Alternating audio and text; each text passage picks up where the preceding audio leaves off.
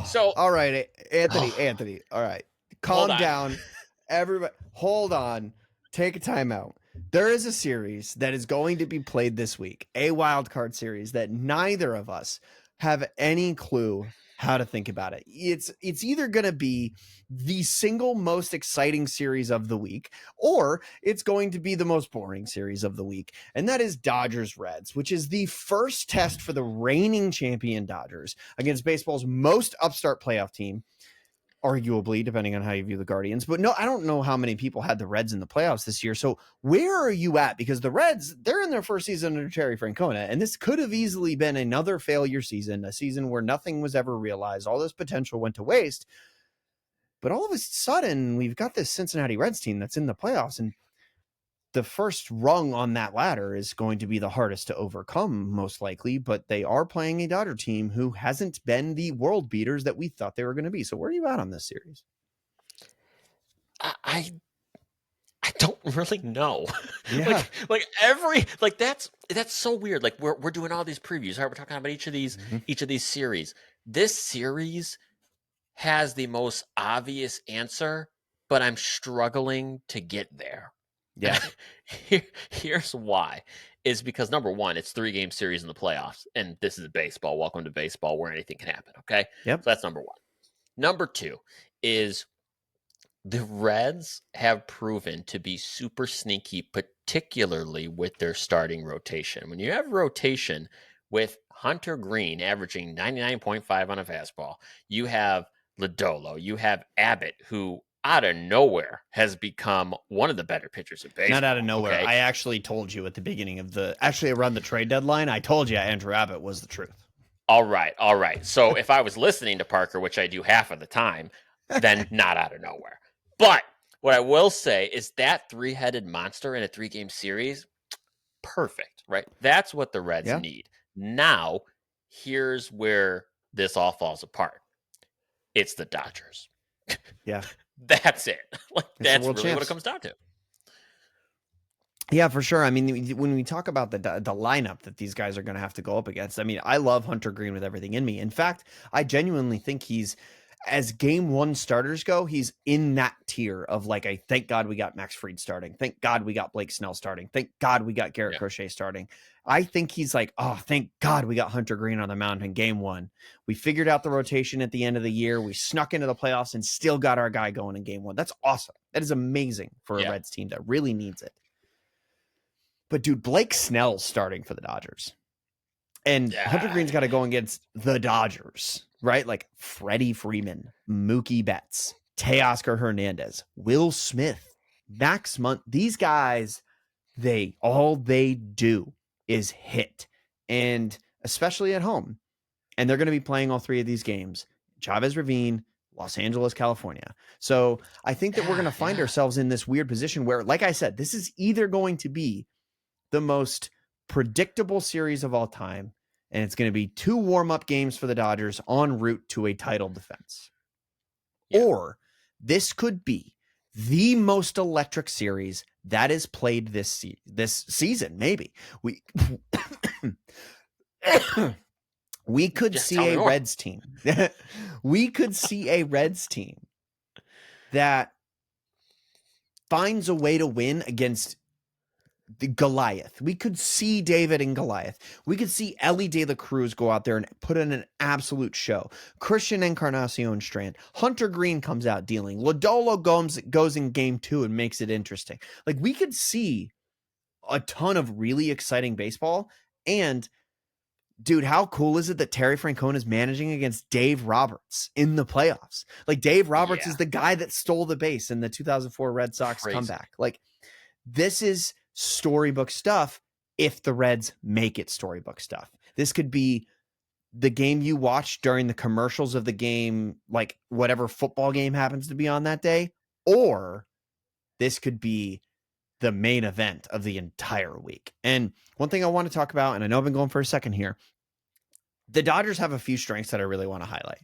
The bullpen holds record and led in games late deep. They have they have an unbelievable track record when it comes to holding baseball games in place. And what is a hold? If people don't know, you come into a game, you record 3 outs, you did not let anybody score any runs. That is a hold. It's like a save for a middle reliever. They love holds. It's like the stat that they hang their hat on. It's the stat they bring into arbitration hearings.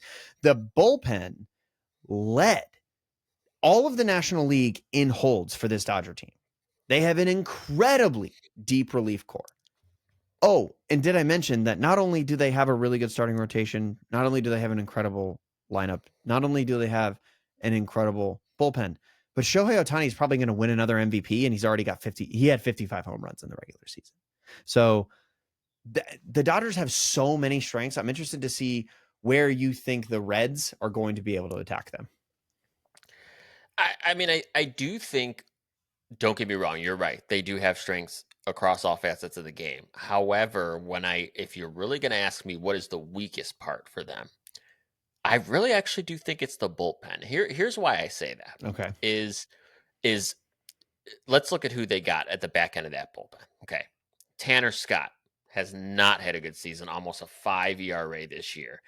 Blake Trinan, over 5 ERA for him this season. You have Kirby Yates, who's going to be on IL. He's hurt, not showing up.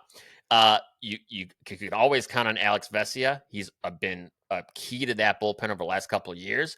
Roki Sasaki is going to certainly close some games, I suspect. Clayton Kershaw, we'll see how many innings he gets in a long relief, middle relief role. And I do think that if there were any cracks on this team, that's where you may see some cracks. However, comes back to what you said before, right? Like, this could be a series where this is a warm-up for the Dodgers, and what will be the most interesting thing to see is how they utilize this bullpen in this series to give us some sort of clue on how they're going to do that the rest of the playoffs, because the way that they're going to manage this staff could very well decide whether or not they're defending a championship, honestly. Yeah, I could totally see it. I mean, there's so many things that could go up or down for either of these teams. They both got X factors that we're going to have to factor into the equation. And you mentioned it earlier, for the Dodgers, they've got Roki Sasaki. This is a guy that I think is being slept on, to me, in terms of the impact he could have in a playoff format where he's able to go like every other day, every third day in a 2-inning relief role. He's absolutely electric. He's got stuff that I think plays maybe better at this point in his career in a bullpen role than it does in a starter role.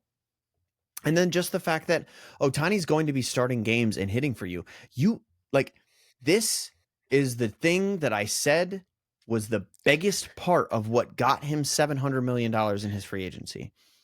When Shohei Ohtani was a free agent, we found out what the price of a roster spot was. What was the price of printing a new roster spot for your team?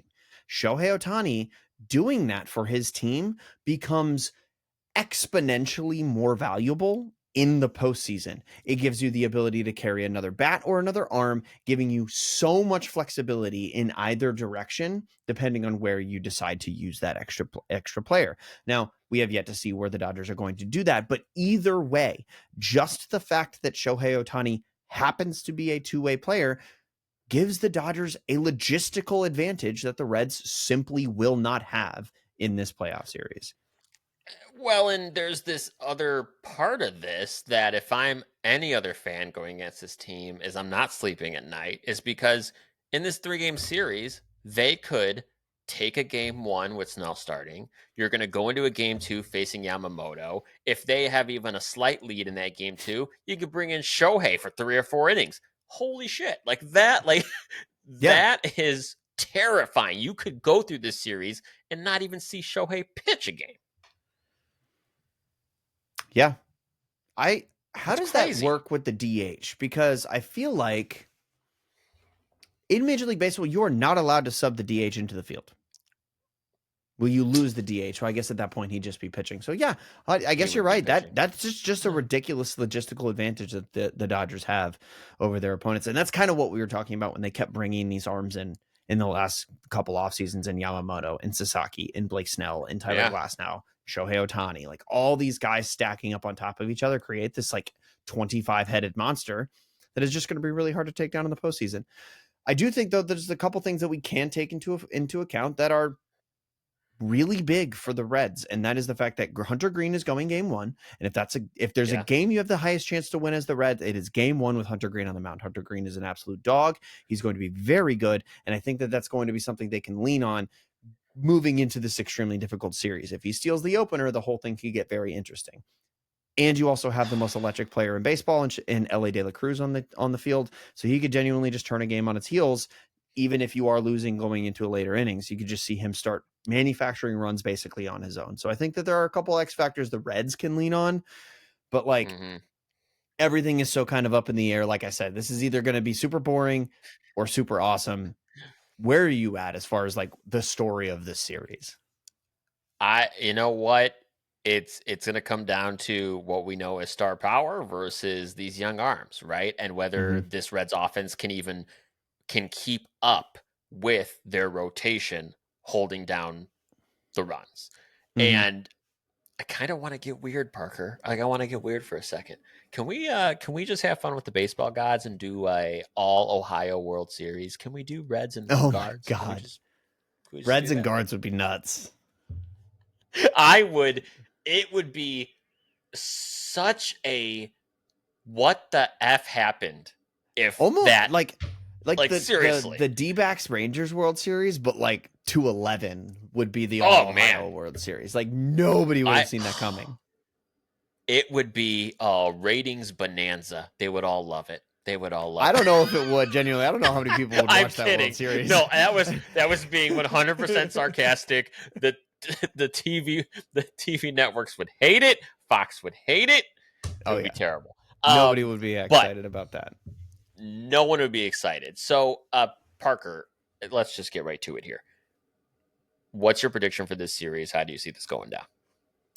Well, Zips has the projection at 66% chance that the Dodgers win. I'm going to have to agree with Zips. I got Dodgers in 2.